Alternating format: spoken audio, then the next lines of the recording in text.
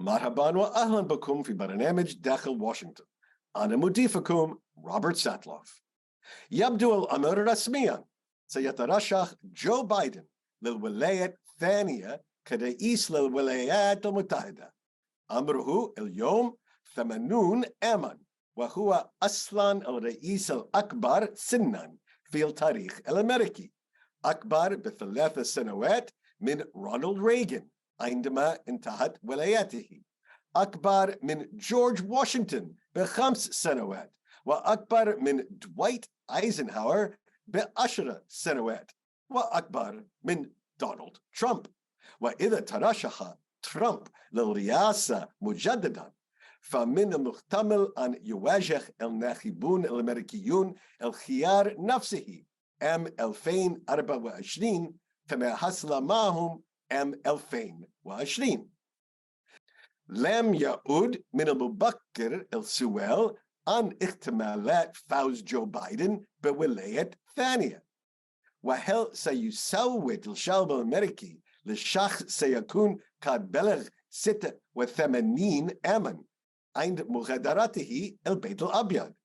هل العوامل الأخرى مثل إنجازاته، الاقتصاد، مسألة الحرب والسلم، وهوية منافسه أكثر أهمية من عمره؟ للبدء بمسيرتنا الطويلة حتى شهر نوفمبر 2024 يسرني أن أستضيف مجموعة من الخبراء السياسيين نورم أورنستين، إلين غودفري، وأليكس بولتون. Welcome back to داخل Washington. Well, Joe Biden is running again. I think it's fair to say this is the last time Joe Biden is running for president. Today, we're going to talk about the Biden announcement, what it means for the next 18 months of American politics. Delighted to have Alex Bolton, Norm Ornstein, and Elaine Godfrey here with me to help explain what this is all about. Was there ever really any doubt that Joe Biden was running for re-election, Alex? You know, I think what caused people to doubt it or question it is that he just waited so long on the announcement. I mean, the expectation was that he was going to formally launch his campaign sooner. And you know, he waited longer than expected, but there was never any real speculation or discussion that he wouldn't run. And part of that was because the Democrats really didn't have any clear alternative. He was seen as the best candidate they have, the strongest candidate they have, and so without a credible alternative, it had to be him. There was no one else, even though you know, his age will be an issue in the next election, and you know, he does have some, his approval rating is in the low 40s. But I think what helped Biden is that in the midterm election, he was not a catalyst for Republican voters in anger. And as low as his approval ratings were, it didn't generate the red wave that some strategists had predicted before November. So, Elaine, there was a moment when Joe Biden characterized himself as a transitional figure. That moment seems to have passed. What happened there? Yeah, I mean, I think there was a tiny bit of doubt, at least when he was running in 2020. He did sort of say he'd be a transitional figure, a bridge to the next era, I think, something like that. So he sort of was implying maybe he wouldn't run again this time around. But I think that was always hard to believe. I mean, Joe Biden wants to be president. If anything has been consistent about Joe Biden for the last several years, it's that he wants to be president. And I think, you know, most presidents run for re-election. So I just think, I think he sees his job, and he says in the ad, as not being over yet. He's still working on helping America find its soul. All right, Norm, among the group, you're of a certain age. How big is the age issue? What are Democrats going to do about it? So it is an issue, and it's clear that it's an issue with Democrats, independents, and Republicans. Biden, if he wins a second term, would be 86 at the end. Now, Pope Francis is 86 and still going strong. So that doesn't mean you can't serve well. But as those of us who are a certain age, and that includes you, Rob, you do lose a step here and there. I find that names that should be right in the forefront of my mind just aren't there until somehow they pop up when the synapses start to click. Now, having said that, and it's a downside for him, remember that Donald Trump is 3 years younger. And despite what Ronnie Jackson, his former physician, says, not in the best of shape. And despite his relatively low approval rating, one of the things that's going to happen now is it's not going to be focusing on just Joe Biden or even Joe Biden's record. As we move forward, it's going to be about who his opponent is or who his opponents are, because one of the things we need to talk about a little bit is no labels and the possibility of a third party intervening. But also that, as we saw in 2020 and in 2022, issues that have emerged are going to have a huge impact, and that includes especially abortion, the Dobbs decision, and what flows from it now that has mobilized voters in a different way. So Biden's age is not going to be the biggest factor, I think, in this election, unless there's some health issue that emerges between now and then. And just to place, thank you, Norm. Alex, just to place the timing in a bit of political context, we're approximately 18 months before an election. What are the advantages, disadvantages of Biden announcing now? I think the delayed rollout is intended to minimize the amount of time he has to spend on the campaign trail. Of course, when he won that 2020 election, it was in the middle of the COVID pandemic, and the knock on Biden is that he was campaigning from the basement. He didn't have to interact with voters that often in live events, live situations. And as we know, the president has a reputation for being gaffe prone, and those gaffes come out when he's in these unscripted situations. He's been criticized for not holding many live press conferences with the media. And so there certainly is this idea or this feeling that his handlers are a little bit afraid to let him off the leash and let him go unscripted. The longer you delay the announcement of the campaign, the more you keep him in the official role of president, and that's where he's strongest. And then when he's out there mixing up with voters, I think that's when things become less predictable. You're more likely to see a gaffe. And I think what the big test for Biden is how he performs as a campaigner. He really wasn't tested that way in 2020. Now it might be a different situation. And my expectation is that his political advisors are going to try to keep him as much at the White House and campaigning from the White House as opposed to the campaign trail. And before we get into a real discussion of November 2024, let's at least take a moment to ask about something a little bit closer in date, which is the Democratic Party's nomination process. Last time, of course, in 2020, Joe Biden faced quite a few competitors for the nomination, some of whom are now in the administration. Elaine, is there going to be any serious competition for the Democratic nomination now that the president has announced his own candidacy? Well, I don't think serious. No, I mean, RFK Jr. has announced that he's running. Robert F. Kennedy Jr. Yeah. Robert F. Kennedy Jr. has announced he's running. I don't think that that's very serious. I mean, he's serious, but I don't think that that's going to go anywhere necessarily. I am interested in what Norm mentioned earlier, which is a potential third-party candidate. And I don't know, I guess, how likely it would be that no labels or someone else puts up a third candidate. I mean, I don't think that that would necessarily threaten Biden. But in terms of Democrats, I guess I have a hard time picturing anybody emerging to challenge Joe Biden in the primary that has a real shot. And Norm, could you just take a moment? No labels is not a term most of our Middle East viewers will know. And then why, given that Joe Biden is about as centrist as you can find in the Democratic Party today, why would a movement that focuses on being centrist, why would it choose this time to have a national candidate? And I'll get to that in a second, Rob. I want to just follow up on a couple of things that Alex and Elaine have said. The reason that Biden delayed the announcement was you can't start raising money really until you've announced. And if he announced in March, the first quarter fundraising would have been terrible. So you wait until April because you want to show that you're robust and the money's coming in. On the Democratic nomination, they changed the process quite deliberately to take out those two early states from their inordinately large roll, Iowa and New Hampshire.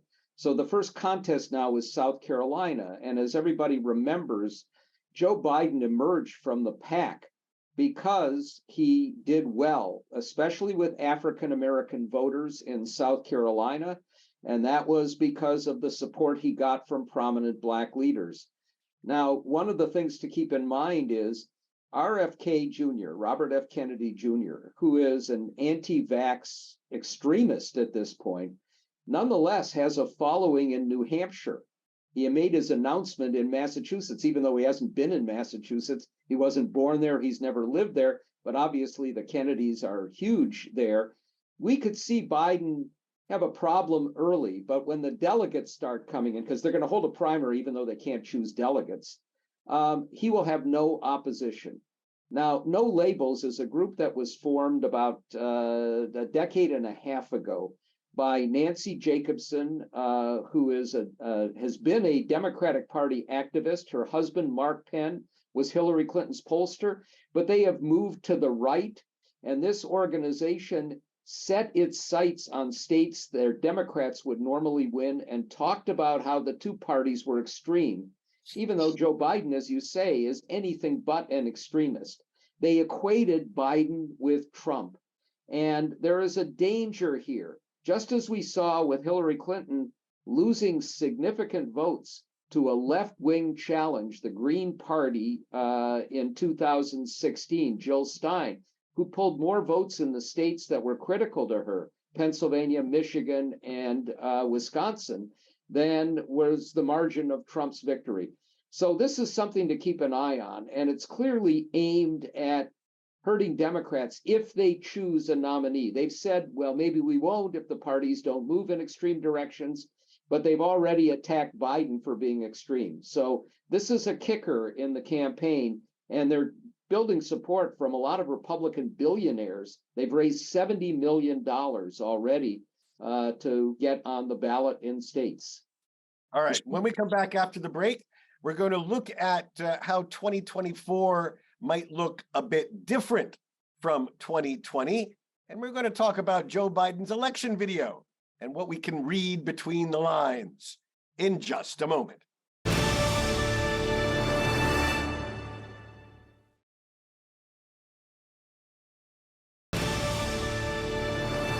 Our guests again today include Elaine Godfrey. Elaine is a politics reporter at The Atlantic, one of America's leading magazines of news and ideas. A native of Iowa, she has also written for Real Clear Politics and New York Magazine.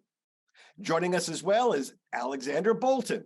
He's a senior staff writer at The Hill, a newspaper offering in-depth reporting on the politics and policy in our national legislature, where he covers Congress and the broader American political scene.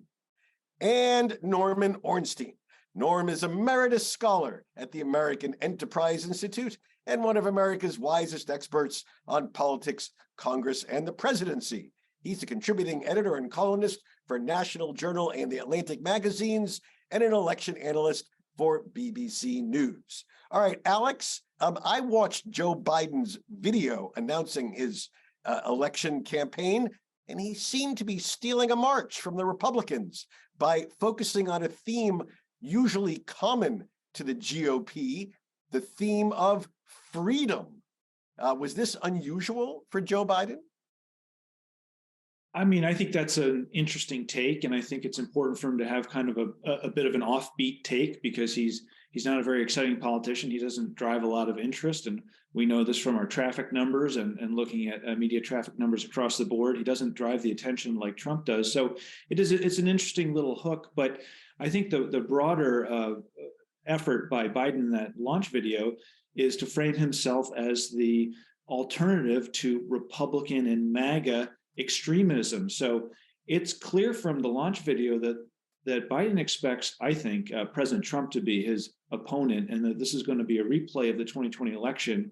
And he's framing it himself as kind of the traditional Democratic and pro-democracy candidate running against the authoritarian and extremist MAGA movement. And I think it plays out very well if Trump is the nominee. And I think the biggest question heading into 2024 is, will Trump be Biden's opponent? If so, it gives the president a very good shot. But if it's someone like DeSantis or someone else, then much harder to predict his reelection chances. Is it fair to say that Democrats, if they had their druthers, would like Donald Trump to be the Republican nominee? Alex?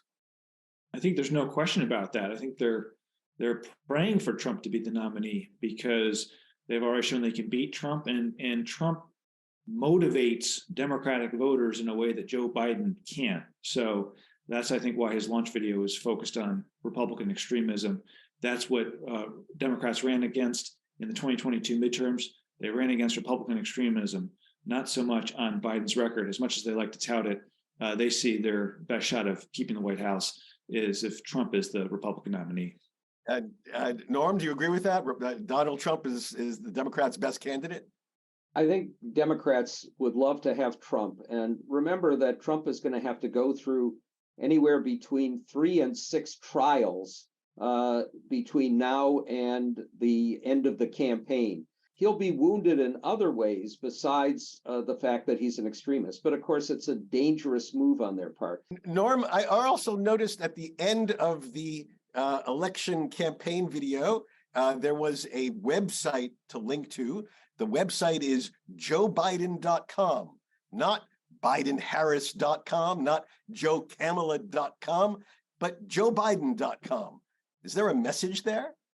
I think the focus has to be on the presidential candidate, but we do have to talk a little bit about, it's the wrong metaphor, but the elephant in the room.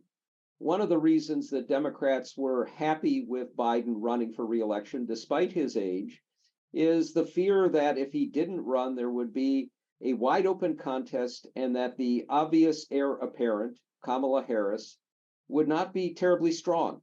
And they could end up with some embarrassment, including what happens if you deny the nomination to an heir apparent who is a woman of color.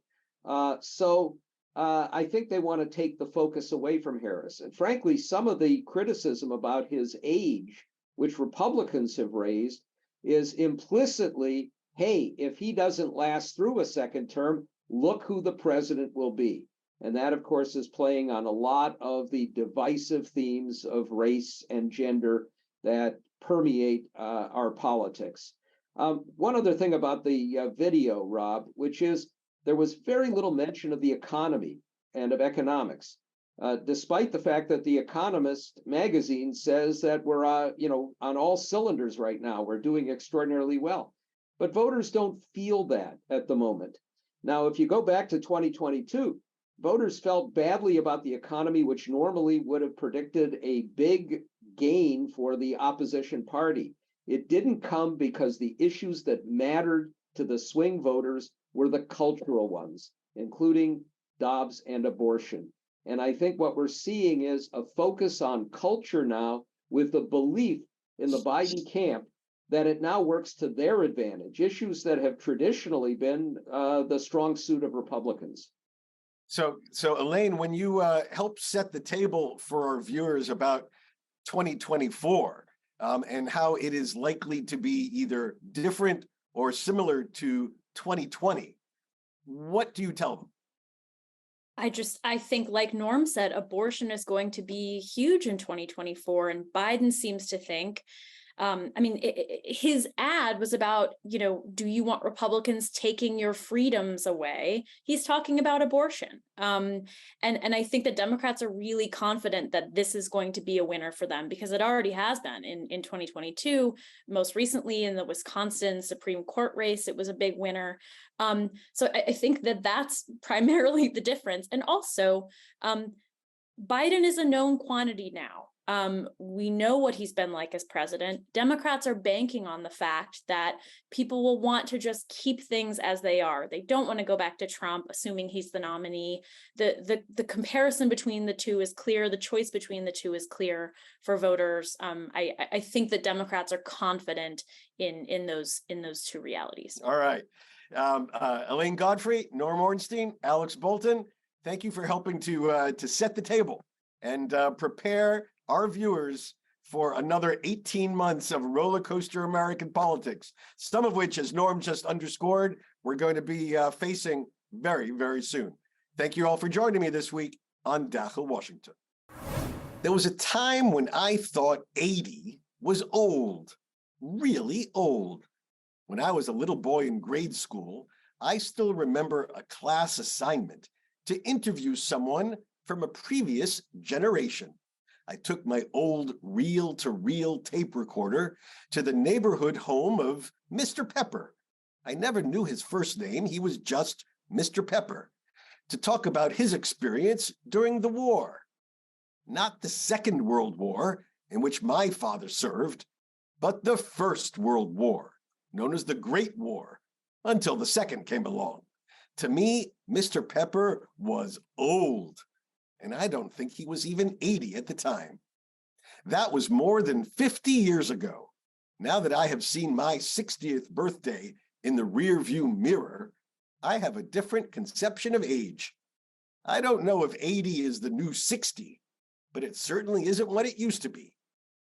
Emblazoned in my memory, for example, is an image of the last time my father, a quietly sneaky ping pong player, beat his grandchildren.